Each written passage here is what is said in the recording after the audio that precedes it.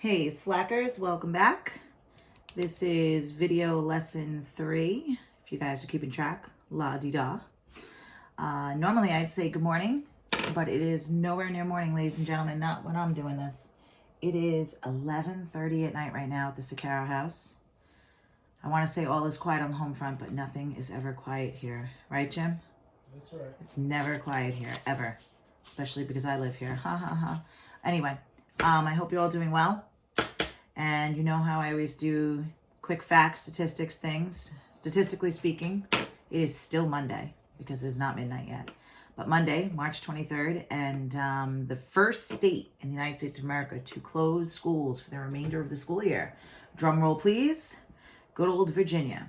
We have friends that live down there. They texted us and let us know today. It is true. I looked it up. My initial reaction was, it's a southern state. They start school early and end school earlier than us. But that is not true about Virginia. Virginia ends on June 12th. So I am shocked. They are closing schools till June 12th because of the coronavirus. I'm not insinuating anything's going to happen here in New York State. I'm just sharing with you little pieces of information as we go, as I would if we were in the classroom. I said to you guys the week before we left, you are living through a pandemic. This is history. Your children will learn about this one day, if you have children, of course. But yeah, so it's a little crazy. I've never lived through anything like this before. I really hope that doesn't happen for us, especially for our seniors. But I hope, because this whole taking videos and YouTube channel business, blah. I don't know how people do this every day. But anyway, so back to good old Chebyshev. Yes, a Russian dude. So we did video lesson 1. We reviewed Sevar, did a little bit of Chebyshev. Video lesson 2, I did some more Chebyshev. So this is video lesson 3. And we are going to finally finish up a few more problems on Chebyshev. I'm going to do 2 examples right now. And then I'm going to give you 2 for another assignment, homework. We are still going to work out of, for the homework assignment, this handout here. I uploaded it onto the assignments. It should look familiar. Most of you have it already. It's the textbook handout that we've been working out of for like weeks, it feels like. That's because it has been weeks. But anyway, now I think it's officially a month. So this handout is on the assignment sheet. I believe it's something labeled like, worksheet, Chebyshev worksheet for digital lesson 1 and 2 or something like that, for video lesson 1 and 2. But it is the one that looks like the textbook. It's only page 140, even though you guys got the entire packet from me. Some of you have gotten 3 or 4 of them because you're slackers and you lose them. But anyway, we did 32 on a video lesson. And I believe we also did something like 36. I don't know. We did 32 together on a video lesson. And I know we did other ones. Oh, we did 37 and 38 on a video lesson. So for homework, I assigned you 33, 35, and 36. That was part of your assignment, your first assignment due, along with this handout on Sevar, which is also on the assignments. And I asked you to do 3 and 4. So what has been due so far is the Sevar worksheet for video lesson 1, 3 and 4. The Chebyshev worksheet, which looks like the textbook handout. Questions 33, 35, and 36. Okay, and that was for video lesson 2. All right, so video lesson 3, I'm going to do work on another worksheet I uploaded. It says Chebyshev worksheet for video lesson 3. So if you want to just, again, you can have it open on your phone, following along as we do the work, but I highly suggest you take notes like you would in class. Or you can just follow along on the video here if you want, but I did upload it in case you want it, print it, write on it, do whatever you want, my darlings. I'm trying to make this as accommodating, as easy, as painless as possible as I can for you. However, your homework for this video will be out of this textbook handout again. I'll give that to you at the end. Why? Because I'm not going to give it to you now so that you can just not watch the video. All right, so anyway, even though I know you'll just fast forward to the end. Okay, so here we go. Example 1's tricky, okay?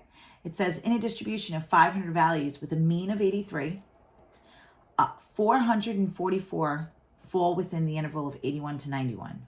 Holy cannolis. Already this looks very different than what we're used to. The last few problems we did, which we did mostly in video, we did video lesson 1 and 2. They give us the mean, the standard dev, a range of numbers, and they ask for the percent. And then this is the 3-stepper. This is the max minus mean, difference divided by dev. That gives you the k, and you plug into 1 minus 1 over k squared. What's different about this? What is this 500 here? 500 is that's right, it's the total. Remember in statistics, we always denote the total with n. So they're telling us that the total is 500, the mean is 83, and then you have 444 that are within W/N, 81 to 91. WTF, my darlings. Whoa, whoa, whoa, whoa. Why the total? Why, how many out of the total? Why aren't they just giving me the standard dev? Why? Why, you ask? Because they want to torture you. And then they give you more information. And they're like, okay, well, what's the percent for this range of numbers? Holy cannoli, it's like, really? I'm sorry, that's a 93. I don't even know the standard dev. How am I supposed to do this problem? All right, so I'm going to hold your hand through it because you're going to have one just like this on the homework tonight. Okay, so let's start the way we would, because normally when they ask us for percent, it's the 3-step problem. I'll say it again. Max minus mean, they all start with M's. Max minus mean, difference divided by dev, those are all the D's. That gives you your k, and then you plug it in, 1 minus 1 over k squared. So let's start. Let's start with what we know. Okay, this is a 2-part question, so I'm going to kind of go like this. And let's start rolling with the first part of the information. So max minus mean. Who's the max here, 91 or 81? That's right, 91 is the biggest number. So we're going to do 91 minus the mean. Now again, I don't want to hear I don't have a calculator, because you could do this on your cell phone. 91 minus 83 is 8. Then it's the difference, which is 8, divided by the dev. Oh, crap. That's where we have a problem. Do I know the standard deviation? No, I don't. But if I do the difference divided by the dev, normally that would give me my who over here. Your k, and then you would plug it in to get your percent. Is there anything I can do here, since I know how many numbers out of the total to help me get any of these things? How many numbers out of the total? And basically I'm missing the percent for this part and the k to get the standard dev. I need the standard dev. I need the standard dev so I can answer the question. This is what I need to know. It's on a need-to-know basis, and I need to know it. So if I have part of the numbers out of the whole amount of numbers, part over whole equals, that's right, ladies and gentlemen, percent out of 100. Okay, so I'm gonna do a little side work over here. Side work. If I do the part out of the whole, what does that give me? If I do 444 out of 500, that's going to give me my 0.888. Ah, what is that for Chebyshev? It's very close. It's very similar to what? 88.89%. So when it's 88.89% for Chebyshev, what's our K? Remember, there's 2 percentages for Chebyshev, 75 and 88.89. 75% is within how many standard devs? 2. And 88.89 is within how many? 3. Okay, so my K is 3. Okay, well now I could take this information and I'm like, okay, I can kind of bypass this part. I know the K is 3. I know the percent is 88.89. I'm actually going to plug it back into here. Because again, the problem is I need who to solve the problem. Who's on a need-to-know basis? The standard dev. Okay, so let's go back here. 8 over the standard dev is, what do I now know the k is? That gives me my k. The k is 3. How do I solve for this if it was just x? If I literally just had 8 over x equals 3, what would I do? Anybody remember?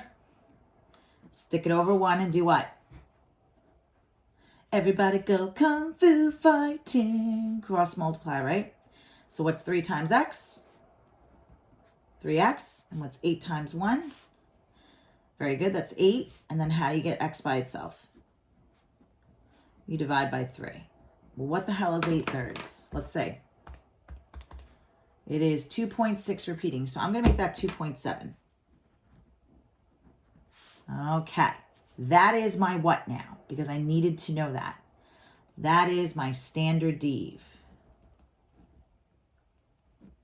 Okay, so now let's get to the heart of the question. The question is, what's the percent that falls between 79 and 93? Okay, so let's do it. 3-stepper, whenever they want to know percent.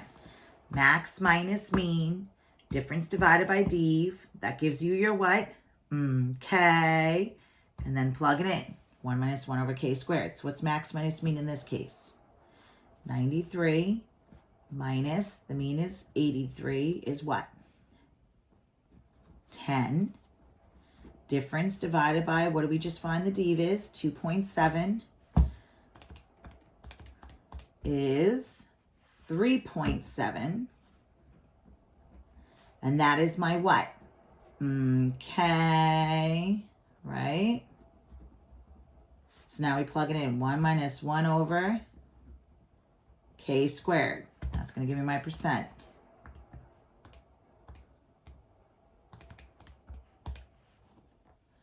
And we get 0.9269. What do I multiply by? Because percent's always out of what? 100. So it's 92.7%. And remember, yes, you have to write your sentence. I kind of ran out of room a little bit here, so I'm going to squeeze it in. So 92.7% of values falls between 79 and 93. This is a big one. This is a tricky question. Okay? So again, why did this change? Why was this a game changer? Because they didn't give us the standard deviation. But they gave us enough information to work backwards for the first part. I started rolling out the way I normally do. Whenever they ask for percent, max minus mean, difference divided by dev. That gives you your k, and then plug it in. 1 minus 1 over k squared. I got to the part where I needed the dev, and I'm like, oh crap, oh crap, oh crap. And then how do I find my percent? Oh, okay. If they give me the part out of the whole, which was my side work, I can get the percent. Now I'm going to give you a big hint on this one, guys. Whenever you get a question like this, they have to give you 88.89 or 75%. It's always, always, always, always, always, always, always, always, always going to be 88.89 or 75%. That way you know what the K's are. Otherwise, you wouldn't be able to finish the problem. So if they give you 88.89%, how many K's is it? It's within 3 standard devs. If they give you 75%, it's how many K's? 2. Very good. Then you go back and you're like, okay, well then I can set this equal to the K, cross multiply to get my standard dev. And then once you have your standard dev, you cannot answer the question. Max minus mean, difference divided by dev gives you your K, plug it in, your answer is the percent. All right, so that's the trickiest one. Let's end on a note where you guys are more familiar. Example 2. The average hours Americans have spent watching television this past week was 86 hours. Give me a fancy word for average, please. It's mean. Very good. The standard deviation is 2. Using Chebyshev. Find the minimum percentage of data values. So they want to know what's the percent that's between 72 and 90. Okay, this looks pretty straightforward. Yay. All right, so max minus mean. What's 90 minus 86? No offense, my darlings, but it is 12 o'clock at night here at the Sakaro Cribs, so I'm going to check on the calculator because Lord knows I need all the help I can get. Difference divided by div gives me 2. That's actually my what, though? That is my k, and then I plug it in. 1 minus 1 over k squared. I believe you get 0.75. Whoops.